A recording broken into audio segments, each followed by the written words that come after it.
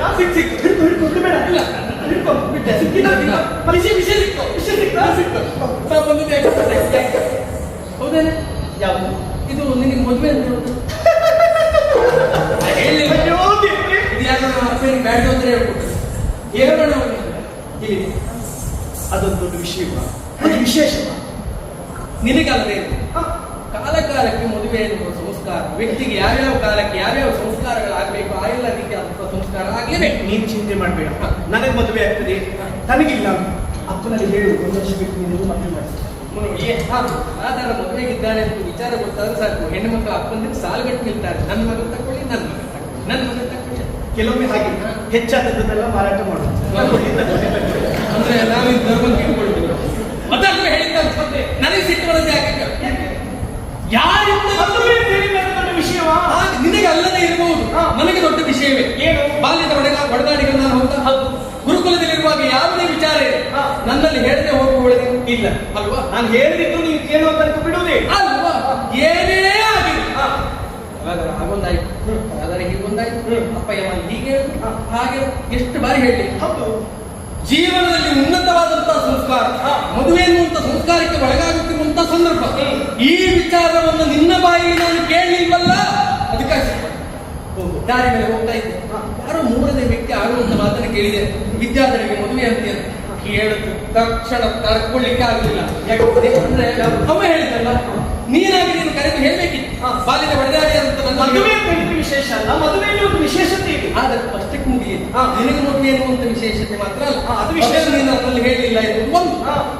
ಮತ್ತೆ ನಿನ್ನ ಮದುವೆಗೆ ಏನು ನಿಬಂಧನೆಗಳೆಲ್ಲ ಅದು ಏನು ಎತ್ತ ಅಂತ ಕೇಳಿ ಹೋಗೋಣ. ಅದಕ್ಕಾಗಿ ಇಲ್ಲಿ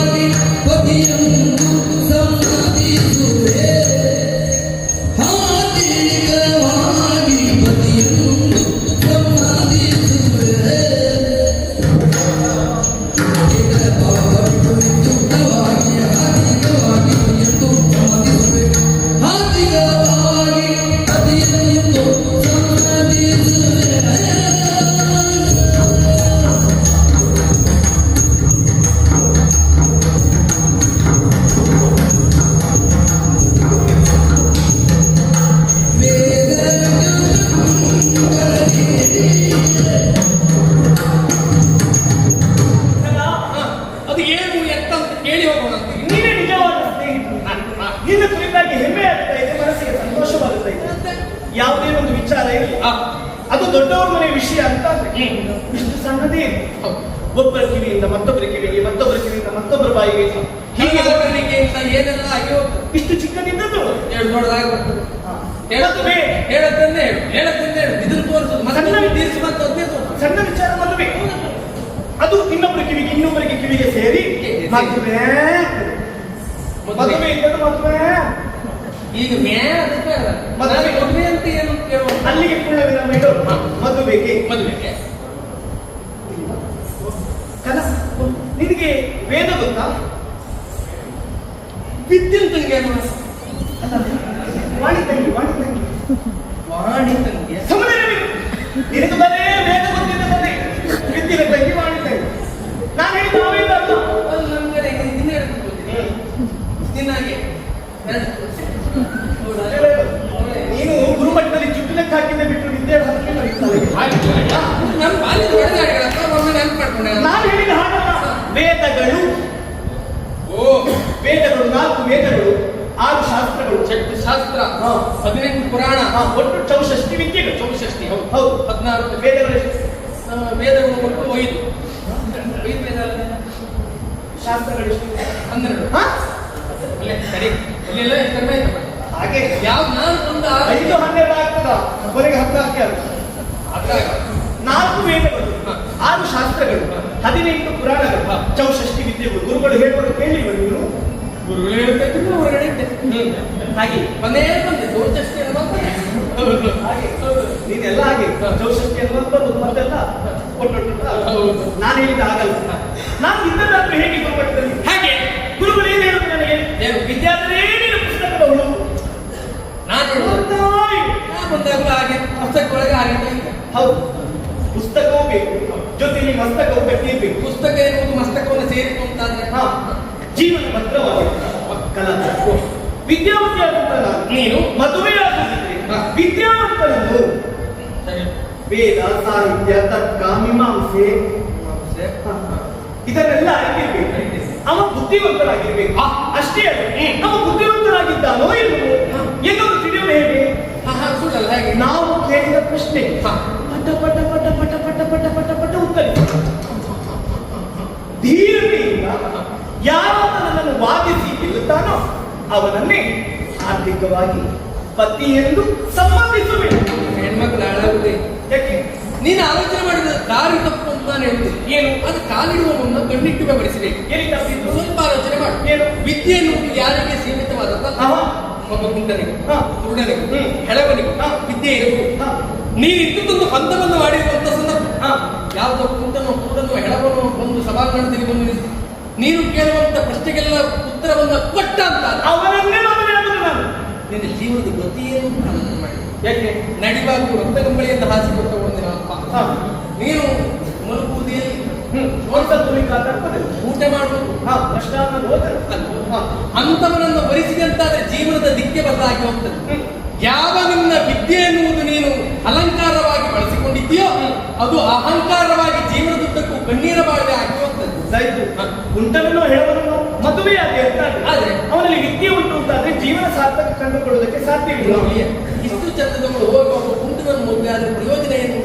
ನೋಡಿದವರು ಏನು ಹೇಳಿ ಬಿಡು, ಅದು ಬಿಡು. ಹಾಗೆ ಹೇಳುವುದಕ್ಕೆ ಸಾಧ್ಯವಿಲ್ಲ. ವಿಧಾತ ಹಣೆಯಲ್ಲಿ ಹೇಗೆ ಬರೆದಿದ್ದಾನೆ ಅಂತ ತಿಳಿದುಕೊಳ್ಳುವುದಕ್ಕೂ ಸಾಧ್ಯ ಇಲ್ಲ. ನೀನು ಹೇಳಿದ ಹಾಗೆ ರಾಜಕುಮಾರಿ ಆದಂತ ನಾನು ರಾಜಕುಮಾರನನ್ನೇ ವರಿಸಬೇಕು, ರೂಪವಂತನೇ ಗಂಡನಾಗಬೇಕು ಎನ್ನುವ ಆಶಯ. ಅಂತವನ್ನೇ ಮದುವೆಯಾಗಿ ಅಂತಾದ್ರೆ ಮದುವೆಯಾಗಿ ಕೆಲವು ಸಮಯ ಕಳೆದು ಕಾಲನ ವಶಕ್ಕೆ ತುತ್ತಾದಂತ ನನ್ನ ಗಂಡ ಕೈಕಾಲ ಕಳೆದುಕೊಂಡ್ರೆ ಅವನೊಂದಿಗೆ ಜೀವನ ಸಾಗಿಸ್ಬೇಕಲ್ಲ, ನಾನು ಬಿಡ್ಲಿಕ್ಕಾಗ್ತದ? ಅದೆಲ್ಲ ಹಣೆ ಬರ ಹೇಗೆ ಬರ್ತಿರ್ತಾನೆ ಅಂತ ಹೇಳೋದಕ್ಕೆ ಸಾಧ್ಯ. ಹಣೆ ಬರಕ್ಕೆ ಹೊಣೆ ಯಾರು ನೋಡ್ಕೊಂಡು ಮಾತಾಡ್ತಾರೆ. ಏನೇ ಇಲ್ಲ, ನಾನು ಅಂತವನ್ನೇ ವಿದ್ಯಾವಂತನಾಗಿರ್ಬೇಕು. ಸರಿಯೇ, ಈ ವಿದ್ಯಾವಂತನನ್ನೇ ಆಗ್ಬೇಕು ಅಂತ ಉಂಟು. ಮೊದಲು ಏನು ಬದಲಾವಣೆ ಆಗಬೇಡ. ಇಲ್ಲವೇ ಈಗ ಒಂದು ಕೆಲಸ ಮಾಡು. ಏನು? ನಾನು ಸುದ್ದಿ ಬಳಸಿ ಮಾತಾಡ್ಬೋದು. ನಾನು ನೇರವಾಗಿ ಹೇಳ್ತೀನಿ. ನೋಡು, ಇದನ್ನು ಹಾಕಿದ್ರೆ ನೋಡು, ನೇರ ಹೇಳಿ ನೋಡು. ನಾನು ನೋಡ್ಲಿಕ್ಕೆ ಆಗಿದ್ದೆ ನೋಡಿದ್ರೆ ಜೀವ ಬೆಳೆದಾಗಿ ಕಾಣಿಸ್ತದೆ, ಬುದ್ಧಿಯಲ್ಲಿ ವ್ಯತ್ಯಾಸ. ನಿನ್ನೆ ನಾನು ಹೇಳುತ್ತೇನೆ ಹೇಗೆ ನಾನು ನೋಡ್ಲಿಕ್ಕೆ ಆಗಿದ್ದೆ ಅಷ್ಟೇ. ಹೊರಗೆ ಬದಲಕ್ಕೆ ಗಂಡಿನ ಆಗಿದ್ದಿ ನೋಡಿದ್ರೆ ಗಂಟು ಅಂತ ಹೇಳುವುದು. ಅಲ್ಲಿ ನೀನೇ ಹೇಳುದು ಒಟ್ಟಾಗಿ ಬೆಳೆದವರಲ್ಲ ನಾವು. ನೋಡಿ ರೂಪದಲ್ಲಿ ಮಣ್ಣು ಮತ್ತನ ಹಾಗೆ ಅದೇ ಭ್ರಮೆಯಲ್ಲಿದ್ದೀವಿ. ಭ್ರಮೆ ಅಂತ ಎಲ್ಲರೂ ಹೇಳುವುದು ಹಾಗೆ ವಾಸ್ತವ ಸತ್ಯ. ಇನ್ನು ಐಶ್ವರ್ಯದಲ್ಲಿ ಕೇಳುವುದೇ ಬೇಡ. ಅಯ್ಯೋ, ನೀನು ಮಾಡುದು ಬೇಡ, ಅಜ್ಜ ಅಪ್ಪ ಮಾಡಿದ್ದದ್ದೇ ಉಂಟು. ನಾನು ಇಷ್ಟು ಆಲೋಚನೆ ಮಾಡಿದ್ದೆ. ಅವ್ರು ಮಾಡಿಟ್ಟದ್ದು ಇಲ್ಲೊಂದು ಹುಡ್ತಾ ಇದ್ದೇನೆ ಬಿಟ್ಟು ನನಗೆ ಗೊತ್ತುವರೆಗೆ ಕೈ ಕೈ ಸಿಗ್ಲಿಲ್ಲ ಅಂತ ಬೇಸರ ಮಾಡಬೇಡ. ಎಲ್ಲುಂಟು ಅಂತ ಗೊತ್ತಾಗ್ಲಿಲ್ಲ ಅಂತ ಹೇಳ್ತೀಯ ಅಂತ ಎಲ್ಲೆಲ್ಲ ಮಾಡಿಟ್ಟಿದ್ದಾರೆ, ಯೋಚನೆ ಮಾಡು. ಅದು ಹೆಮ್ಮೆ. ಅದು ಒಂದು ಸಲ ಅವ್ರು ಏನು ಮಾಡಿಟ್ಟಿದ್ದಾರೋ ಅದ್ರ ಬಗ್ಗೆ ನಾನು ಹೆಚ್ಚು ಲಕ್ಷ್ಯ ವಹಿಸಲಿಲ್ಲ. ನನಗೊಂದು ದಾರಿ ತೋರಿಸಿಕೊಟ್ಟಿದ್ದಾರೋ ಅದ್ರಲ್ಲಿ ನಾನು ಏನು ಅಂತ ಕಾಣಿಸಿಕೊಡ್ತೇನೆ. ಇನ್ನೊಬ್ಬರ ಬಂಡವಾಳದಲ್ಲಿ ನಾವು ವ್ಯಾಪಾರ ಮಾಡಬಾರ್ದು. ಅದು ಹೆಚ್ಚು ಕಾಲ ಉಳಿಯುವುದಿಲ್ಲ. ನಮ್ಮಲ್ಲಿ ಸ್ವಂತಿಕೆ ಉಂಟಾ? ಈ ಸ್ಥಳದಲ್ಲಿ ಶಾಶ್ವತವಾದ ಬೆಲೆ ಪ್ರತಿಯೊಬ್ಬರಿಗೂ ಇರ್ತದೆ. ಪ್ರಾಮಾಣಿಕವಾದ ದುಡಿಮೆ ಬೇಕೆ. ಇಷ್ಟೆಲ್ಲ ಶ್ರಮ ಬೇಕಿದ್ದೇನೆ. ಹಾಗಲ್ಲ, ಈಗ ರೂಪದಲ್ಲಿ ನಾನು, ಐಶ್ವರ್ಯದಲ್ಲಿ ನಾನು, ವಿದ್ಯೆಯಲ್ಲಿ ಕೇಳುವುದೇ ಬೇಡ. ನಾನು ಹೇಳುವುದಿಲ್ಲ, ನೀನು ಕೇಳುವುದೇ ಬೇಡ. ಎಲ್ಲವನ್ನ ಕಲಿತವನ. ಈಗ ನಿನಗೆ ನನ್ನನ್ನೇ ಮೊದಲು ಅದಕ್ಕೆ ಬಂದ್ರೆ ಈ ಯೋಚನೆ ನನಗೆ ಬರಲಿಲ್ಲ ಅಂತ ನಿನ್ನನ್ನೇ ಹೌದು ಬೇಸರವಿಲ್ಲ ನನಗೆ. ಓದಿದೆ ನಿನ್ನನ್ನೇ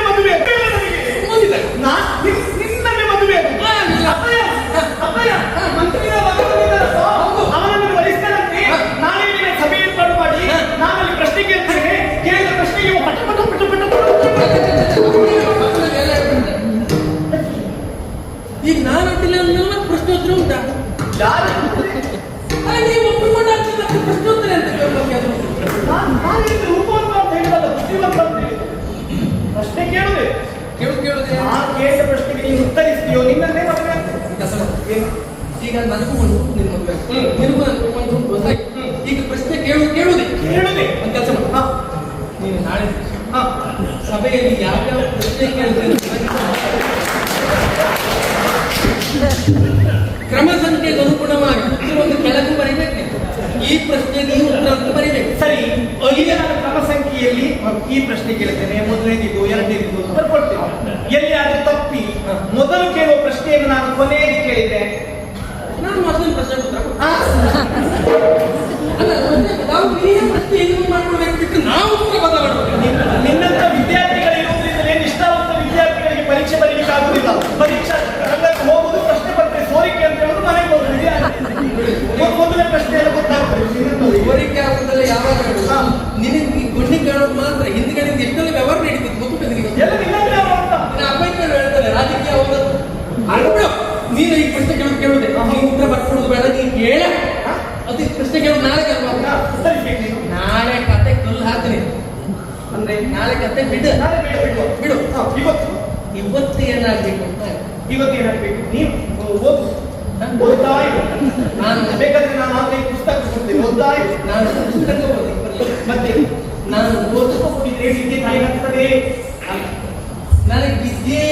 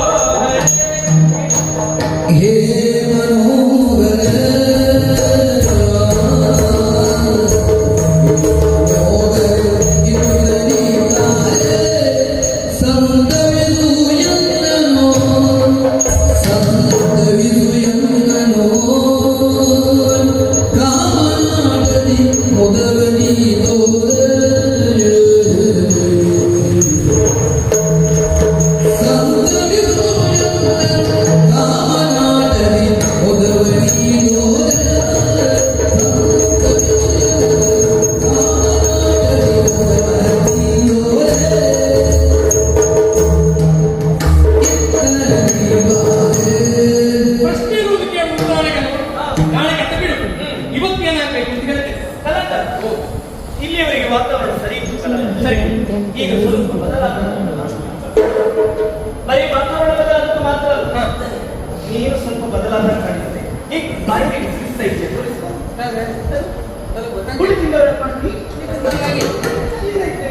ಅಂದ್ರೆ ಎಷ್ಟೊತ್ತಿಗೂ ಒಂದೇ ರಾಗ ಅಲ್ಲ, ಸ್ವಲ್ಪ ರಾಗ ಬದಲಾವಣೆ ಮಾಡುವ ಮಾಡಿ. ಹೌದಾ? ಅದೇ ರಾಗ ಯಾಕೆ ಕಾರಣ ಇಲ್ಲದೆ ಅಲ್ಲ. ಪ್ರಶ್ನೋತ್ತರ ವಿಚಾರವನ್ನು ಬಿಟ್ಟರೆ ಇವತ್ತು ನಾನು ನಿನ್ನ ಅಂತಃಪುರವನ್ನು ಸೇರಿದವು. ಇವತ್ತೇನಾಗಬೇಕು ಅಂತ ನೇರವಾಗಿ ಹೇಳ್ತೇನೆ. ನೀನು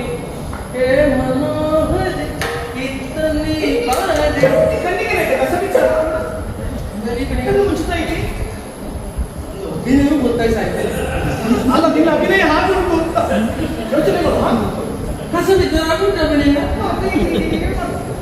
ಯಾವ ರಸ ಭಾವ ಚಕ್ಕ ಸಂಕ್ರಾಂತಿ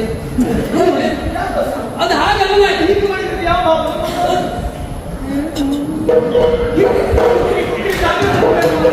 ಮೊನ್ನೆ ನಮ್ಮಲ್ಲಿ ಒಬ್ಬರಿಗೆ ಹಾಗೆ ಅವರು ಹೀಗೆ ಮಾಡಿ ಕೊನೆಗೆ ಹೀಗೆ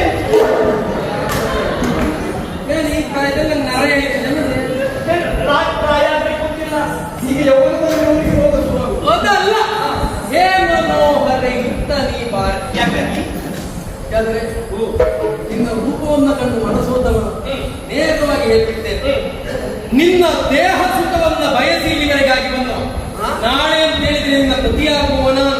ಅದಕ್ಕಾಗಿ ಬಂದಿರುವಂತ ನನ್ನ ಕಾಮನಾಟದಿಂದ ನೀನು ಮುದಗೊಳಿಸ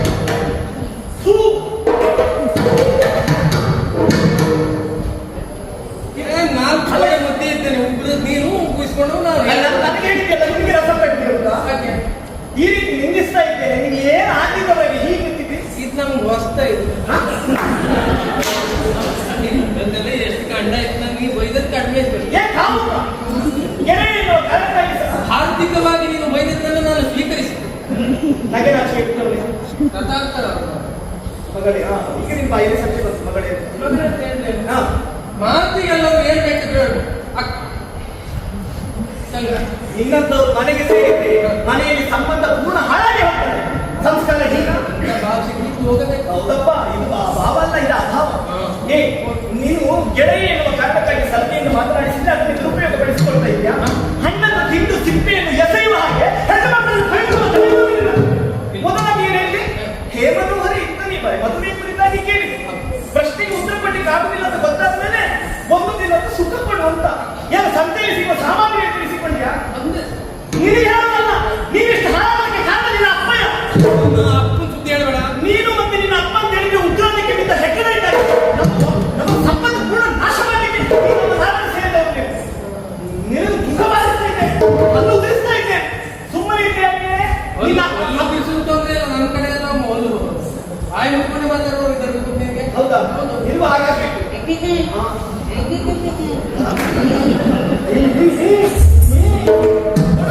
ನಿನ್ನ ಅಪ್ಪನ ಮುಖ ನೋಡಿ ನಾನು ಸುಮ್ಮನೆ ಇದ್ದೇನೆ. ಒಳ್ಳೆ ಮಾತಿನಲ್ಲಿ ಹೇಳ್ತೇನೆ, ಇನ್ನೇನಾದ್ರೂ ವಿದ್ಯಾಧರೆ ಅಂತ ಹೇಳಿದೆ. ವಿದ್ಯಾಧರೆ ಅಂತ ಪ್ರಯೋಗ ಬಂದ್ರೆ ನಿನ್ನ ಕಣ್ಣು ಮತ್ತೆ ತಪ್ಪಾಯ್ತು ಅಂತ ತಪ್ಪಿ ಆಯ್ತು. ನೀನು ಹೋಗ್ಬೇಕು ಅಂತ ಹೋಗು. ಈಗ ಪರಿಹರಿಸಲಿಕ್ಕೆ ಆಗ್ಲಿಲ್ಲಪ್ಪ ಇಂಥವ್ರು ರಾಜ್ಯದಲ್ಲಿ. ಅದಕ್ಕೆ ಜನ ಹೆಸರು ಇದ್ದಾರೆ. ಈ ಭಾಗ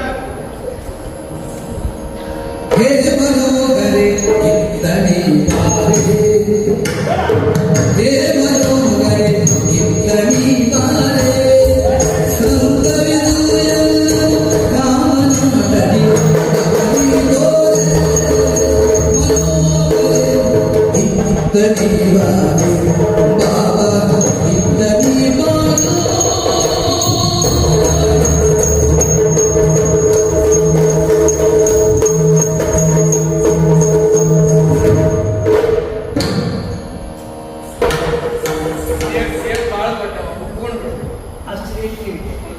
ನನಗೂ ಆಶ್ಚರ್ಯ ಆಗ್ತದೆ. ನೀನ್ ಹೀಗೆ ಬದಲಾದೆ ಅಂತ ನನಗೆ ಆಶ್ಚರ್ಯ. ನಾನು ಈಗ ಹೀಗೆ ಬದಲಾದೆ ಅಂತ ನಿನಗೆ ಆಶ್ಚರ್ಯ. ಉತ್ತರ ಬೇಕು, ಕಾಲ ಗೊತ್ತಾಗ್ತದೆ.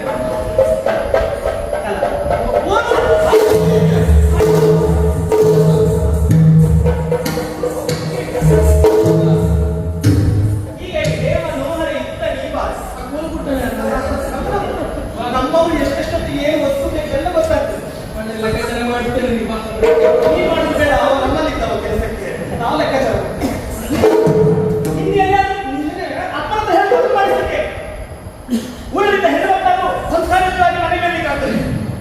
ಹಂದಿ, ನಾಯಿ, ಎಮ್ಮೆ, ಕೋಣಗೆ ಅವತ್ತೆಲ್ಲ ಬೇಸರ ಆಗ್ತದೆ.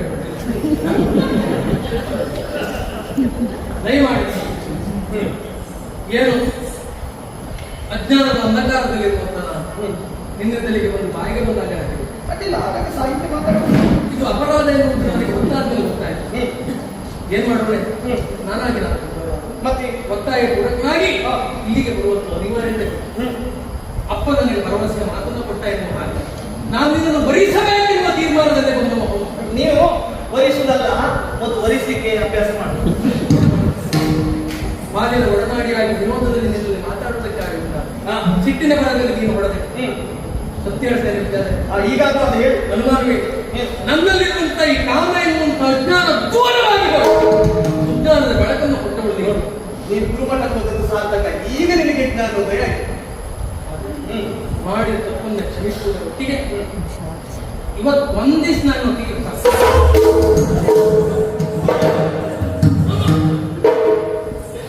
ಹೋಗಿ ಅಪ್ಪನಿಗೆ ಮದುವೆ ಮಾಡಿಸ್ಲಿಕ್ಕೆ ಹೇಳು. ಇಲ್ಲ ಅಂತಂದ್ರೆ 3 ದಾರಿಯಲ್ಲಿ ಹೋಗಿ ಕೂತ್ಕೋ. ಯಾವ್ದಾದ್ರು ಹೆಣ್ಣಾದ್ರೂ ಸಿಗ್ತದೆ, ಇಲ್ಲ ಮಾಲೆ ಆದ್ರೂ ಸಿಗ್ತದೆ. ಹೊಸ ಸೀರೆ ಹೌದು, ನನ್ನ ಅಪ್ಪನದ್ದು. ಒಳ್ಳೆಯದು. हे मनोहरे कितनी बारे संत विदुरन हे मनोहरे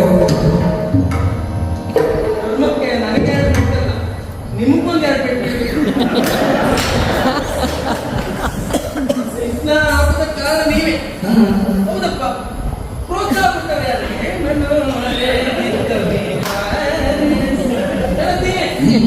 ನಾನು ಸ್ವಲ್ಪ ವಯ್ಯಾರ ಇಟ್ಟುಕೊಂಡೆ ಹೇಳ್ಬೇಕಿತ್ತು ಅಷ್ಟೇ.